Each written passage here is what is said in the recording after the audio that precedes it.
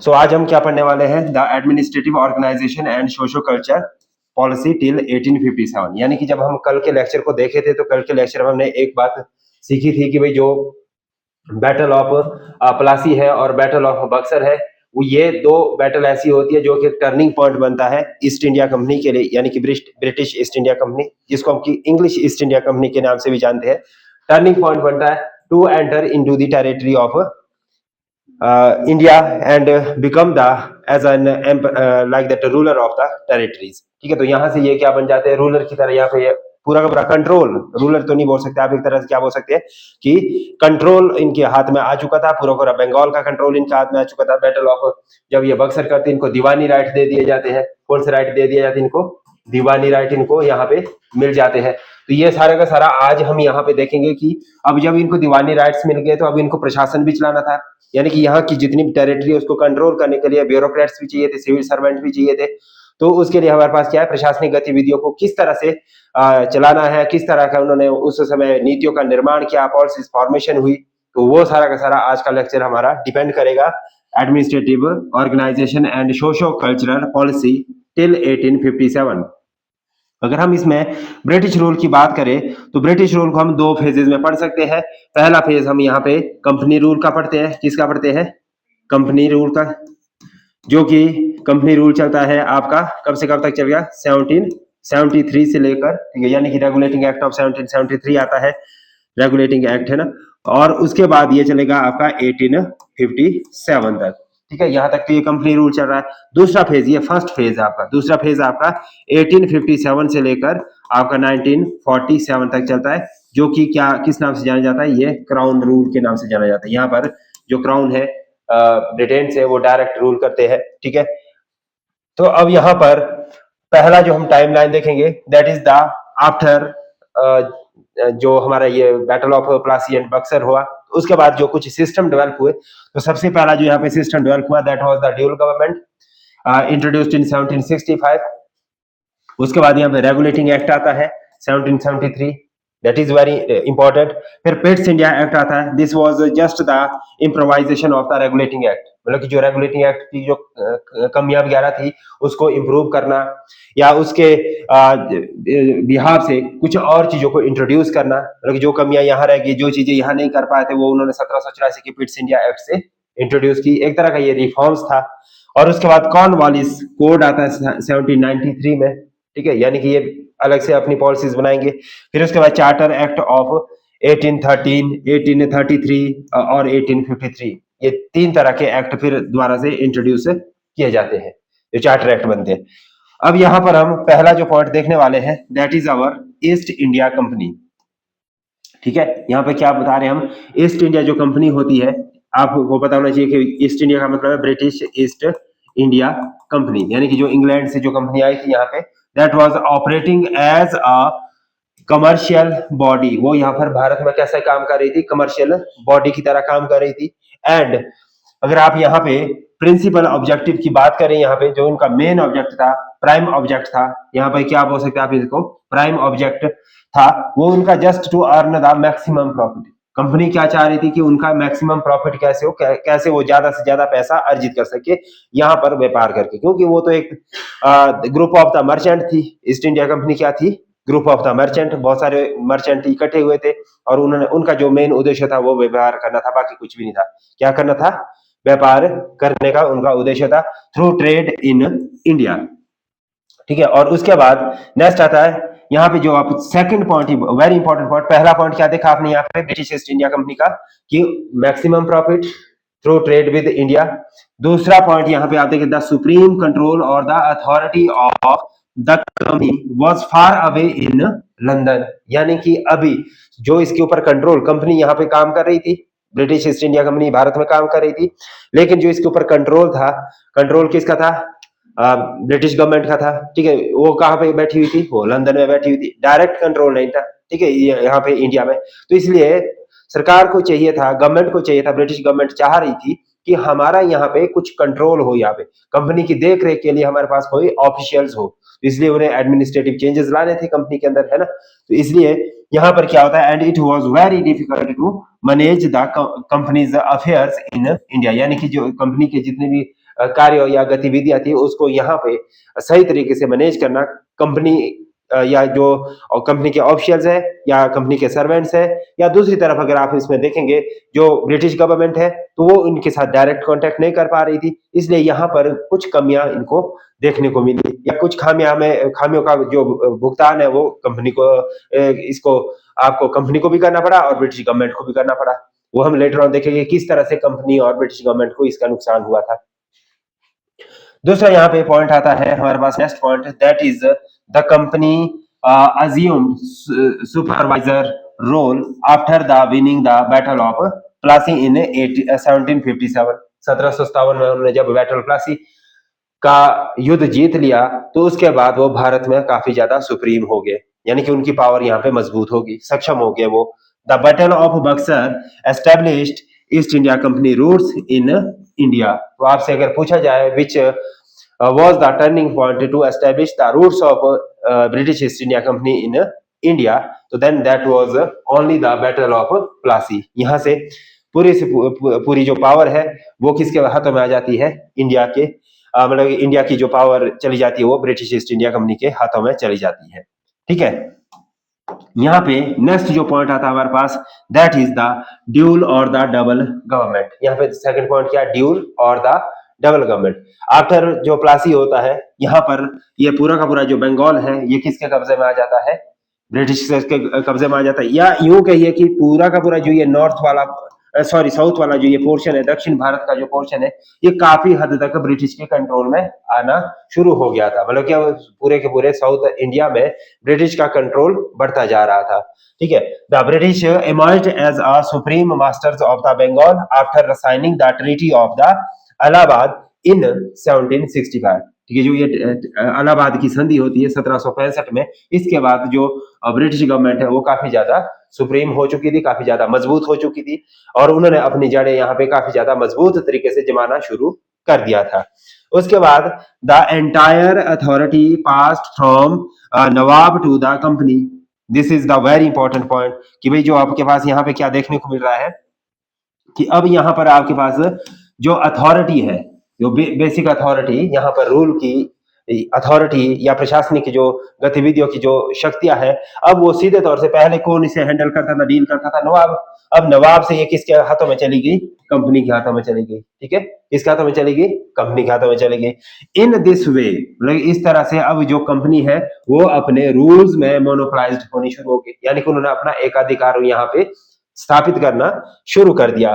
The power and the सूबेदार, सूबेदार कौन होता था उस समय, सूबेदार का मतलब है गवर्नर। ठीक है, subedar remained like toothless tigers with no real power in his hand, यानी कि जो उस समय फिर सूबेदार या जो गवर्नर था बंगाल का, उसके मतलब कि जो यहाँ पे इंडियंस, ठीक है, नॉट ब्रिटिश कंपनी का, ठीक है, जो तो बाद में वॉरेन हेस्टिंग कह रहा है वो तो लेटर ऑन है। ठीक है, पर अभी यहाँ किसकी बात करें, हम सूबेदार की बात करें। सूबेदार सिर्फ और सिर्फ मतलब कि एक तरह का बोल सकते हैं कि शक्ति विहीन राजा रह गया था। क्या रह गया था, शक्ति विहीन अथॉरिटी थी उसके पास, उसके बाद कोई पावर नहीं थी, वो कोई एक्शन अपने से डिसीजन नहीं ले सकता था, इंडिपेंडेंट डिसीजन उसके नहीं थे। राइट, आप क्या बोल सकते हैं इसको, टूथलेस टाइगर। उसके बाद अगर आप नेक्स्ट पॉइंट देखेंगे यहाँ पे तो company assumed the office of the permanent supply of revenue to the company. ठीक है, मतलब कि यहाँ पर अगर आप देखेंगे तो यहाँ पर ये जो दीवानी राइट दिए जाते हैं कंपनी को, पहला राइट कौन सा लेते हैं, ये दीवानी, दूसरा निजामत, दो राइट्स इनको यहाँ पे मिल जाते हैं। दीवानी राइट क्या है, सीधे तौर से आपका रेवेन्यू कलेक्शन, मतलब कि आप जितना भी पैसा है वो अब कंपनी खुद अपने क्षेत्राधिकार से इकट्ठा कर सकती है, और वो जितना पैसा इकट्ठा करना चाहे वो कर सकती है, उनके पास पूरे के पूरे अधिकार आ गए रेवेन्यू जनरेशन के। ठीक है, यानी कि यहाँ पर अब वो कंपनी अच्छा खासा रेवेन्यू जनरेट भारत में कर सकती है। दूसरा, यहाँ पे निजामत के जो अधिकार है, office of the police and judicial, ये भी आपने याद रखना कि निजामत क्या है, office of the police and judicial was also controlled through nominating the नायब सूबेदार, डिप्टी गवर्नर कहलाता था जो, है ना। मतलब कि अब जो ये नायब सूबेदार होगा ये भी किसके द्वारा अपॉइंट किया जा रहा है यहाँ पे इस समय प्रेजेंट में, अब ये भी किसके द्वारा किया जा रहा है, नॉमिनेटेड बाय द ब्रिटिशर्स। मतलब कि अब जो भी है पुलिस या जुडिशियल जो डिसीजन हो गया वो भी किसकी डायरेक्शन में हो रहे हैं, ब्रिटिश के अधीन हो रहे हैं, यानी कि अब सीधे तौर से जो जैसा ये कैसे नुमाइंदे को चुनेंगे, नेचुरल सी बात है, आदमी वही चुनेगा जो उनके फेवर की बात करेगा, ठीक है, तो उसी को सूबेदार बनाएंगे, नायब सूबेदार। उसके बाद हमारे पास this arrangement come to be known as the dual government, मतलब कि अब ये जो सिस्टम था, ठीक है, ड्यूल गवर्नमेंट का, तो ये हमने कहां से देखा, 1765 से लेकर 1700 जो रेगुलेटरी एक्ट 1773 आएगा उसमें भी हम इसको ऑफिशियली देखेंगे, ठीक है। ये लगातार अब ड्यूल गवर्नमेंट यहाँ पे शुरू हो गई थी। एंड पीपल, अब इस ड्यूल गवर्नमेंट का जो लूप होल था वो ये था कि यहाँ पे जो स्थानीय लोग थे, ठीक है, वो डबल हरासमेंट झेल रहे थे। एक तो वो किससे झेल रहे थे, आपके कंपनी से, यानी कि यहाँ पर सीधे तौर से कंपनी तो हरास क्यों कर रही थी, क्योंकि ये सिर्फ और सिर्फ प्रॉफिट बनाना चाहते थे, इनको लोगों के वेलफेयर से कुछ भी लेना देना नहीं था, इनको लोगों के कल्याण से, वेलफेयर का मतलब क्या हुआ, कल्याण से किसी भी तरह का कोई मतलब नहीं था, इनको सिर्फ और सिर्फ कंपनी का लाभ अर्जित करना था, राइट। उसके बाद आता है second point, the corrupt officials of nawab, यानी कि अब नवाब भी सीधे तौर से किसी भी तरह से कोई भी देख रेख लोगों की या लोगों की जो भावनाएं है, लोगों की जो एक सद्भावना एक नवाब के साथ थी जुड़ी हुई, ठीक है, या लोगों को कल्याण की बात करना, लोगों के वेलफेयर की बात करना, वो सारी चीजें अब दरकिनार हो गई थी धीरे धीरे। अब यहाँ पर फुली क्या हो रहा था, exploitation of the general public हो रहा था। उसके बाद नेक्स्ट हमारे पास क्या आता है, the revenue from the Bengals was large enough to sustain the future activities of the company. अब यहाँ पर जब हमारे पास यहाँ पे पूरा का पूरा दीवानी राइट आ गया था, तो अब हमारे को जो यहाँ पर प्रशासनिक गतिविधियों के लिए जो हमारे पास कंपनी थे, कंपनी के ऑफिशियल्स थे या सर्वेंट्स थे, सर्विस में जितने भी लोग थे, उनका रख रखाव, उनका मेंटेनेंस या उनकी सैलरीज वगैरह, अलाउंसेस वगैरह देने के लिए अब हमें इंग्लैंड पे निर्भर नहीं रहना पड़ रहा था। क्यों? क्योंकि अब हम यहाँ से सफिशिएंटली अपना रेवेन्यू या फंड्स जनरेट कर पा रहे थे। Is it right? उसके बाद नेक्स्ट आता है resources rich area like Bengal's came under the control of British east India company. अब ये रिसोर्स मतलब यहाँ पर जो आप देखें संसाधन संपन्न, आप इसको क्या बोल सकते हैं हिंदी में, संसाधन संपन्न एरिया कौन सा था? आज की डेट में भी बंगाल काफी फर्टाइल, मतलब जो बंगाल की जो लैंड है बंगाल, या आप बोल सकते जितना भी प्लेन एरिया हमारे पास, चाहे वो गैंगटिंग है या के ब्रह्मपुत्रा प्लेन्स है, मतलब कि आप मध्य भारत या नॉर्थ इंडिया की जो प्लेन्स है, तो इसको अगर देखें तो ये काफी ज्यादा फर्टाइल लैंड है। आपको जब मैंने ज्योग्राफी में पढ़ाया था तो मैंने आपको कुछ इस तरह से ये एक मैप बना के दिया था, और उसमें मैंने बताया था कि कुछ ये जो गुजरात या राजस्थान का कुछ पोर्शन टच करते ऊपर पंजाब, हरियाणा, इस तरह से मैंने दिखाया था आपको ये मैप, और आगे ब्रह्मपुत्रा मैदान तक इस तरह से मैप दिखाया था, और ये मैंने बताया था कि the most fertile land of the India थी ये। तो उसी तरह से बंगाल भी इसका पार्ट था, और ये फर्टाइल लैंड अब किसके अधीन आ गई थी? ईस्ट इंडिया कंपनी के अधीन आ गई थी, और अब इनके पास जो रिसोर्स रिच एरिया था उसे ये मैक्सिमम रेवेन्यू जनरेट करना चाहते थे, मैक्सिमम प्रोडक्शन प्रोड्यूस करना चाहते थे।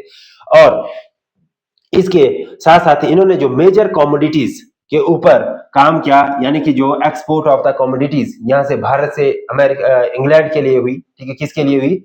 इंग्लैंड के लिए। इंग्लैंड हमारा सबसे ज्यादा बिग इंपोर्टर था उस समय, यानी कि सबसे ज्यादा आयात भारत से इंग्लैंड करता था, और मेजर जो उसमें गुड्स होती थी that was the indigo, silk, jute, saltpetre, और साथ ही साथ इसमें कॉटन, टेक्सटाइल एक्सेट्रा, ये बहुत बड़े और भारी मात्रा में यहाँ से एक्सपोर्ट की जाती थी इंग्लैंड के लिए। क्यों? क्योंकि यहाँ पर ये सस्ते या चीप रेट में उपलब्ध हो जाती थी, ठीक है। ये क्या है, यहाँ पे सस्ते दरों में मिल जाती थी, रॉ मटेरियल यहाँ पे सस्ते से मिल रहा था, और इंग्लैंड में इसको फर्निश करके या फाइनलाइज या प्रोडक्ट बना के भारत में वापस बेचा जाता था हाई कॉस्ट में, ठीक है। तो इस तरह से ये एक्सप्लॉयटेशन, इकोनॉमिक एक्सप्लॉयटेशन भी हमें देखने को मिलता है यहाँ पे। नेक्स्ट हमारे पास आता है the Britain was the largest importers of the Indian goods at that time, ठीक है। The British imported peoples to Bengals on the, ठीक है, on the top of it, and Bengal witness the worst ever famines in 1770। आपके पास यहाँ पे major point क्या है कि बंगाल में आपको क्या देखने को मिल रहा है? अभी यहाँ पे बंगाल में आपको एक चीज देखने को मिल रही है, that is the Bengal famine of 1770। ये एक ड्रास्टिकल सिचुएशन है, और यहाँ से जो अंग्रेजों की मंशा है भारतीयों के लिए ये भी क्लियर हो जाती है कि they are not favouring the Indians. ठीक है, और इससे क्या हो रहा है कि भाई यहाँ पर पूरा का पूरा एक्सप्लॉयटेशन हो रहा है भारतीयों का, और भारतीय लोगों के लिए किस तरह के वेलफेयर कल्याणकारी नीतियां नहीं बन रही। यहाँ पर लगभग लगभग अगर आप बात करें द ग्रेट बंगाल फेमाइन की, तो यहाँ पर अगर आप थोड़ा सा इसको समझने का प्रयास करें,